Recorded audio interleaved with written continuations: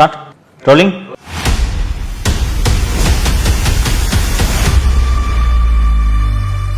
தமிழகம் என்ற நிலப்பகுதியை மொத்தமாக மு.க. ஸ்டாலின் குடும்பம் சுரண்டிவிடும் என்பதை இந்த மணல் கொள்ளை சம்பந்தமா அமலாக்கத்துறை 25க்கும் மேற்பட்ட இடங்களில்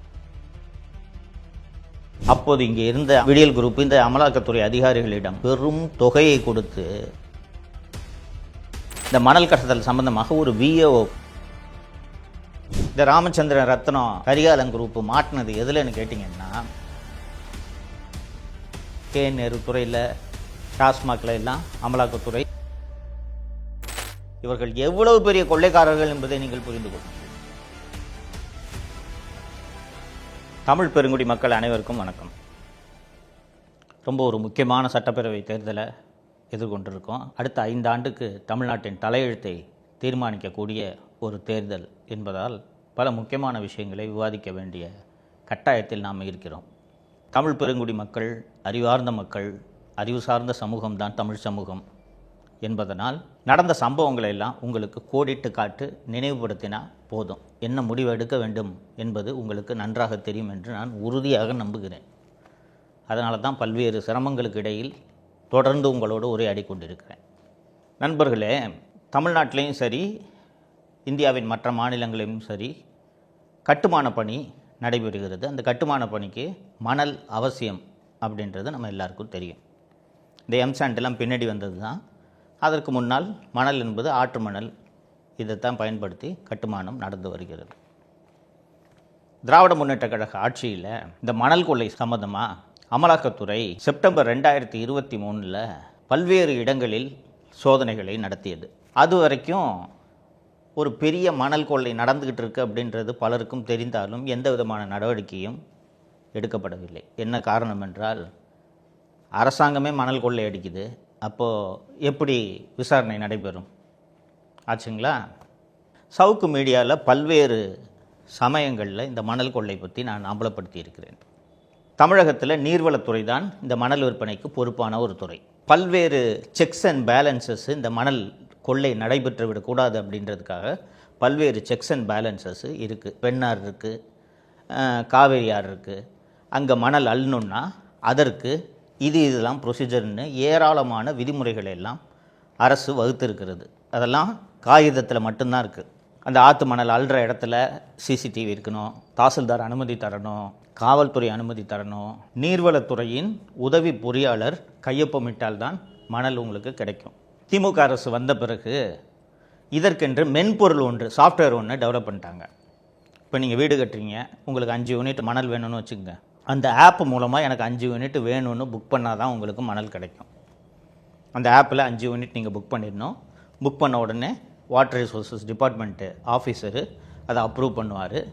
ஒரு யூனிட்டு 1500 ரூபாய். அதற்கு உண்டான தொகையை நீங்கள் போய் அரசாங்கத்தில் செலுத்திட்டு அதுக்கான ரசீதை கொடுத்தீங்கன்னா, அந்த ரசீதை எடுத்துகிட்டு போய் அந்த மணல் அள்ளுற இடத்துல நீங்கள் கொண்டு போய் கொடுத்தீங்கன்னா லாரியில் அந்த மணலை ஏற்றி கொண்டு வந்து நீங்கள் எந்த இடத்துல கட்டுமானம் நடத்துகிறீங்களோ அங்கே இறக்கி விடுவாங்க. இதுதான் நடைமுறை. அந்த லாரி, மணல் அள்ளுற அந்த லாரி இருக்குல்ல, அது எங்கே போனாலும் கையில் அந்த நீர்வளத்துறை அதிகாரி உதவி பொறியாளர் கையெழுத்து போட்டு அந்த சலான் இருக்கணும். இல்லைன்னா அந்த லாரி பறிமுதல் செய்யப்படும். இதுதான் நிலைமை.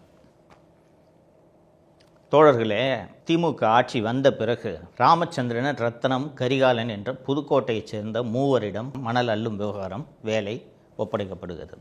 ஒரு யூனிட் மணல் 1500 ரூபான்னு சொல்லியிருந்தேன் இல்லையா? அப்புறம் ஆன்லைனில் சாஃப்ட்வேர் மூலமாக தான் புக் பண்ணணும் அப்படின்றும் சொல்லியிருந்தேன். யார் நினச்சாலும் ஆன்லைனில் மணலை புக் பண்ண முடியாது. ஏன்னா அந்த சாஃப்ட்வேர் வேலையே செய்யாது. அப்புறம் எப்படிங்க மணல் வாங்குறதுன்னு கேட்டால் நேரடியாக இந்த ராமச்சந்திரன் ரத்னம் கரிகாலன் இவர்கள் 3 வரைத்தான் நீங்கள் அணுக வேண்டும். அணுகி அவங்கக்கிட்ட கேட்குற பணத்தை நீங்கள் கொடுத்தீங்கன்னா மணல் அள்ளுறதுக்கு அவங்க அனுமதி தருவாங்க, மணலை கொடுப்பாங்க. ஒரு யூனிட் மணலுக்கு அரசாங்கம் நிர்ணயம் செய்திருந்த தொகை 1500 ரூபாய் என்று நான் சொல்லியிருந்தேன் அல்லவா? ஆக்சுவலி மணல் எவ்வளோக்கு விற்றாங்க தெரியுமா? ஒரு யூனிட்டு 20,000 ரூபாய். 1500 அங்கே இருக்குது, 20,000 ரூபாய் அங்கே இருக்குது. ஸோ இதை லஞ்ச ஒழிப்புத்துறை விசாரிக்கணும். லஞ்ச ஒழிப்புத்துறை தமிழக அரசின் கட்டுப்பாட்டில் இருப்பதால் லஞ்ச ஒழிப்புத்துறை எந்த விசாரணையும் நடத்தாது இல்லைங்களா? ஸோ அமலாக்கத்துறை இதில் விசாரணை நடத்தலாம் என்று முன் வருகிறது. அமலாக்கத்துறை விசாரணை நடத்த வேண்டும் என்றால் ஏதாவது ஒரு ப்ரெடிகேட் அஃபென்ஸ் இருக்கணும், அதாவது ஏதாவது ஒரு எஃப்ஐஆர் இருக்கணும். அந்த எஃப்ஐஆரின் மீது தான் அமலாக்கத்துறை சட்டவிரோத பணப்பரிமாற்றம் சம்பந்தமாக விசாரணையை நடத்த முடியும், சோதனைகளை நடத்த முடியும், கைது நடவடிக்கைகளில் ஈடுபட முடியும். ஆச்சுங்களா? இந்த மணல் கடத்தல் சம்பந்தமாக அங்கங்கே சில எஃப்ஐஆர்கள் பல மாவட்டங்களில் பதிவு செய்யப்பட்டிருந்தன. இந்த மணல் கடத்தல் சம்பந்தமாக ஒரு விஏஓ கொலை செய்யப்பட்டிருந்தார், அந்த கொலை வழக்கும் இருந்தது. ஸோ அமலாக்கத்துறை என்ன பண்ணுதுன்னா, ஆங்காங்கே பதிவு செய்யப்பட்ட இந்த எஃப்ஐஆர்களின் அடிப்படையில் தமிழகம் முழுக்க 13 செப்டம்பர் 2023 அன்று 25க்கும் மேற்பட்ட இடங்களில் சோதனை நடத்துகிறது. இந்த சோதனைகளில் கரிகாலன், ராமச்சந்திரன், ரத்னம் உள்ளிட்டோரின் வீடுகள் மற்றும் அலுவலகங்களும் அடக்கம். நண்பர்களே, இந்த மணல் தொடர்பான இந்த விசாரணையை அமலாக்கத்துறை நடத்தி எவ்வளவு தான் மணல் அள்ளியிருக்காங்க ஆக்சுவலி. ஏன்னா இவங்க பேப்பரில் காட்டுற கணக்கு நான் சொன்னேன், அந்த ஆன்லைனில் புக் பண்ணுறது மட்டும்தானே கணக்கில் வரும். இவங்க தான் ஆன்லைன்லேயே புக் பண்ணாமல் நேரடியாக அள்ளிக்கிட்டு இருக்காங்களே, விற்றுக்கிட்டு இருக்காங்களே. அப்படி இருக்கும்போது ஆக்சுவலி எவ்வளோ தான் இவங்க அள்ளியிருக்காங்க அப்படின்றத அமலாக்கத்துறை கணக்கெடுக்க வேண்டும் என்று முடிவு செய்து ஐஐடி கரக்பூர் மற்றும் வேறு ஒரு மத்திய அரசு நிறுவனத்தை அழைத்து ட்ரோன் மூலமாக இந்த எவ்வளவு தான் ஆற்றுப்படுகைகளில் மணல் அள்ளப்பட்டிருக்கிறது என்பதை சோதனை செய்வதற்கான முயற்சிகளில் ஈடுபட்டு கொண்டிருக்கிறது. நண்பர்களே, நீங்கள் சொன்னால் நம்ப மாட்டீங்க, அமலாக்கத்துறை அதிகாரிகள் செப்டம்பரில் இந்த சோதனையெல்லாம் நடத்தி முடிச்சிடுறாங்க. அடுத்த கட்டமாக இவர்கள் என்ன செய்ய வேண்டும் என்றால், இந்த மணல் எவ்வளோ அள்ளப்பட்டிருக்கிறது என்பதற்கான சோதனைகளை அவர்கள் நடத்த வேண்டும். இந்த சோதனையை இந்த ட்ரோன் மூலமாகவோ அல்லது ஃபிசிக்கலாகவோ நீங்கள் அளந்தீங்கன்னா தான் உங்களுக்கு தெரியும் எக்ஸாக்டாக எவ்வளவு மணல் அள்ளப்பட்டிருக்கிறது என்று. நண்பர்களே, இந்த குரூப்பு, விடியல் குரூப்பு, திமுக குரூப்பு அப்போது இங்கே இருந்த அமலாக்கத்துறை அதிகாரிகளிடம் பெரும் தொகையை கொடுத்து எவ்வளவு மணல் அள்ளியிருக்காங்கன்ற சோதனையை நடத்தாமல் தாமதப்படுத்தியது. என்ன காரணம்னு சொல்லுங்கள்? செப்டம்பர் 2023 சோதனை நடந்துச்சுன்னு சொன்னேன். அக்டோபர் மாதம் மழைக்காலம் தொடங்கிவிடும். மழைக்காலம் தொடங்கிவிட்டால் ஆறு முழுக்க தண்ணி ஓடுமா? ஆறு முழுக்க தண்ணி ஓடின பிறகு எவ்வளோ மணல் அள்ளப்பட்டிருக்குன்னு எப்படி நீங்கள் அளவிடுவீங்க? அந்த அளவுக்கு விடியல் குரூப்பு இந்த விஷயத்தில் இறங்கி வேலை செஞ்சு. அதற்கு பிறகு சவுக்கு மீடியாவும் சரி, இந்து நாளேடும் சரி, மணல் அளவீடு செய்யப்படவில்லை என்று தொடர்ந்து எழுதியதன் அடிப்படையில் மத்திய அரசு இந்த அமலாக்கத்துறையில் இதற்கென்று ஒரு நேர்மையான அதிகாரியை நியமித்தது. அந்த அதிகாரி ஐஐடி கரக்பூர் உள்ளிட்ட நிறுவனங்களை எல்லாம் அழைத்து தேவையான கட்டணத்தை செலுத்தி மணல் எவ்வளவு அள்ளப்பட்டிருக்கிறது என்பதை அளந்து கண்டுபிடித்து விட்டார். ஒன்று. இன்னொன்று, நீங்கள் எவ்வளவு தான் மணல் அள்ளினாலும் சாஃப்ட்வேரில் கணக்கு வரலனாலும் ஒவ்வொரு மணல் லாரியும் டோல்கேட் வழியாக தானே போகும். இங்கே தான் நெடுஞ்சாலைகளில் பார்த்திருப்பீர்கள், எல்லா இடத்துலையும் டோல் கட்டணும் இல்லைங்களா? அப்போது இந்த மணல் லாரி ஒவ்வொரு டோல்லையும் எத்தனை மணல் லாரி போகுதுன்றதை அதை ஒரு தனியாக கணக்கீடு எடுக்கிறார்கள். இது போக இந்த ராமச்சந்திரன், ரத்னம், கரிகாலன் குரூப்பு மாட்டினது எதுலன்னு கேட்டிங்கன்னா, ஜேசிபி இயந்திரங்கள். கையில் அள்ள முடியாது இல்லைங்களா? மணலில் மண்வெட்டியிலெல்லாம் அள்ளி போட்டு லாரியில் ஏற்ற முடியாது. ஸோ மிகப்பெரிய ஜேசிபி, எர்த் மூவர் எந்திரங்களை இவர்கள் வாங்குகிறார்கள். கோபெல்கோ கன்ஸ்ட்ரக்ஷன் மற்றும் ஜேசிபி இந்தியா லிமிடெட் ஆகிய 2 நிறுவனங்கள், பன்னாட்டு நிறுவனங்கள். அந்த 2 நிறுவனங்கள் தான் இந்த ஜேசிபி இயந்திரங்கள், மணல் அள்ளும் இயந்திரங்கள், இந்த எர்த் மூவர்ஸ் இருக்கும்ல, இந்த இயந்திரங்கள் தயாரிப்பதில் அந்த நிறுவனங்கள் பிரசித்தி பெற்றவை. 2 ஆண்டுகளில் திமுக ஆட்சி வந்த பிறகு 273 மணல் அள்ளும் இயந்திரங்களை, இந்த ஜேசிபி இயந்திரங்களை இந்த ராமச்சந்திரன் குரூப்பு வாங்கியிருக்கு. இந்த இயந்திரங்கள் எப்படிப்பட்ட இயந்திரங்கள் என்று கேட்டீர்கள் என்றால், நவீனமான இயந்திரங்கள். சரிங்களா? இப்போது சமீபத்தில் இந்த புதிதாக வரக்கூடிய வாகனங்கள், கார்கள், இதெல்லாம் நீங்கள் பார்த்தீங்கன்னா தெரியும், எல்லாமே டிஜிட்டைஸ் பண்ணிட்டாங்க. அந்த காரை போய் நீங்கள் சர்வீஸ் சென்டரில் கொடுத்தீங்கனாலே டக்குன்னு அதை கம்ப்யூட்டரோடு இணைத்து இந்த கார் எத்தனை கிலோமீட்டர் ஓடி இருக்குது, எத்தனை வாட்டி ரிப்பேர் ஆகிருக்கு, எத்தனை வாட்டி சர்வீஸ் பண்ணியிருக்கீங்க, இது எல்லா டீட்டெயிலும் அதில் வந்துடும் இல்லைங்களா?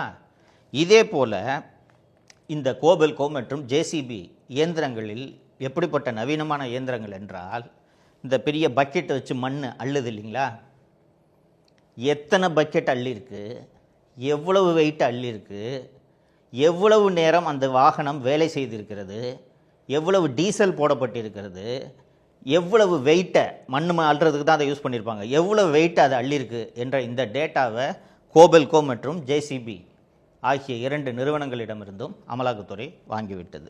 இதெல்லாம் வாங்கி அமலாக்கத்துறை ஒரு கணக்கு போட்டு மொத்தம் எவ்வளோ ரூபாய்க்கு மணல் அள்ளப்பட்டிருக்கிறது என்று ஒரு கணக்குக்கு வருகிறது.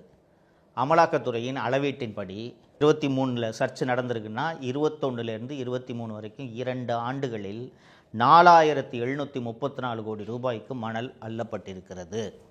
தமிழ்நாடு அரசின் நீர்வளத்துறையின் கணக்குப்படி அவர்கள் ஒரு கணக்கு வச்சுருப்பாங்க. இந்த ஆப் மூலமாக மணல் விற்றதுக்கு எவ்வளவு மணல் விற்கப்பட்டிருக்கிறது தெரியுமா? 36.45 கோடி ரூபாய்க்கு தான் மணல் அள்ளப்பட்டிருப்பதாக நீர்வளத்துறையிடம் கணக்கு எழுதப்பட்டிருக்கிறது. 4734 கோடி ரூபாய் எங்கே இருக்குது? 36.45 கோடி எங்கே இருக்குது? யோசிச்சு பாருங்கள். அப்போ இந்த 36 கோடியை தவிர மீதமுள்ள 4700 கோடி எங்கே சென்றது? இந்த கேள்வி எழுகிறது இல்லவா? நான் சொல்கிறது 5 வருஷம் கூட இல்லைங்க. மே 21லேருந்து செப்டம்பர் 23 வரைக்கும் மட்டும் இவர்கள் அள்ளிய மணல் 4734 கோடி ரூபாய். அது கூட துல்லியமான கணக்குன்னு சொல்ல முடியாது. நான் இந்த மெஷர்மெண்ட், இந்த டோல் பிளாசா, இந்த எர்த் மூவர் மிஷினு இதெல்லாம் வச்சு போட்ட கணக்குன்னு சொன்னேன். இதையெல்லாம் தாண்டி ஏராளமாக மணல் அள்ளப்பட்டிருக்கும். இந்த நீர்வளத்துறைக்கு பொறுப்பாக இருக்கக்கூடிய அமைச்சர் யார்? திமுகவின் பொதுச் செயலாளர் துரைமுருகன். இவ்வளவு பெரிய ஊழல் நடக்குது, இவ்வளவு ரூபாய் சம்பாதிக்கப்பட்டிருக்கிறது, இது தமிழக முதல்வருக்கு தெரியாமல் நடந்திருக்கும் என்றால் நீங்கள் நினைக்கிறீர்கள்? யோசித்து பாருங்கள். இந்த குடும்பம் தமிழ்நாடு நமக்கு சொந்தம், எவ்வளவு வேணாலும் கொள்ளையடிக்கலான்ட்டு நினைக்குதுன்னு நான் பல முறை பல நிகழ்ச்சிகளில் நான் பதிவு செய்வதற்கான காரணம் இதுதான். சரி, இப்போ இந்த அமலாக்கத்துறை உள்ள சோதனைகள்லாம் நடத்திடுச்சு இல்லைங்களா?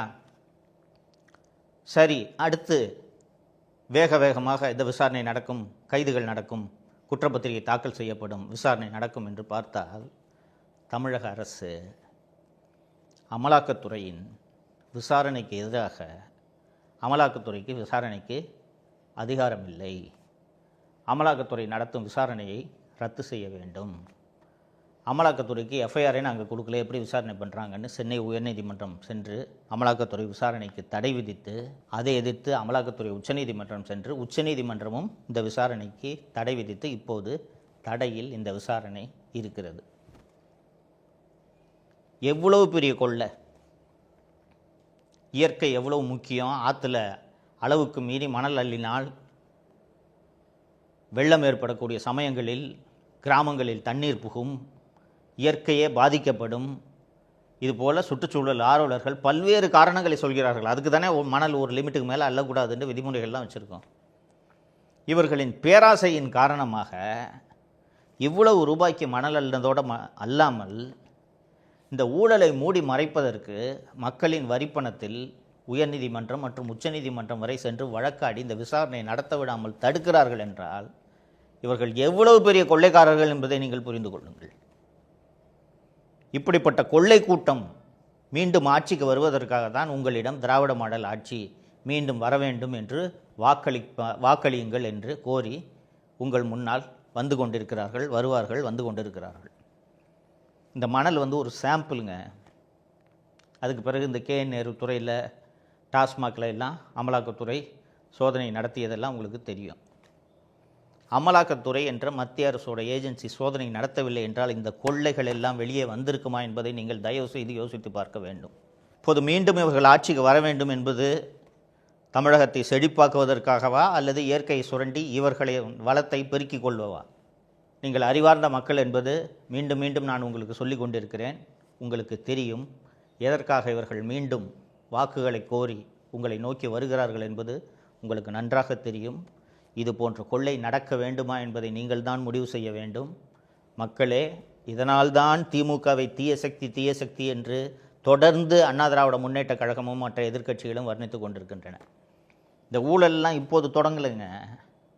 1967 எப்போது திராவிட முன்னேற்ற கழகம் முதல் முறையாக ஆட்சிக்கு வந்ததோ அப்போதே இந்த ஊழல் தொடங்கிவிட்டது. சர்க்காரியா கமிஷன் அறிக்கையை நீங்கள் படித்து பார்த்தீர்கள் என்றால் விதவிதமாக ஊழல் செய்திருப்பார்கள்.